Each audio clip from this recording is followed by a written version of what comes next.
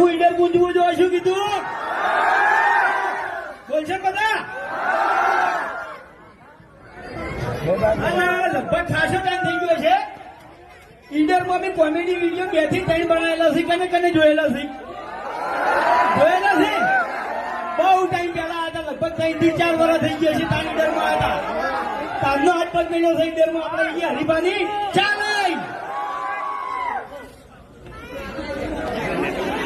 ચલો રેડી બધા રેડી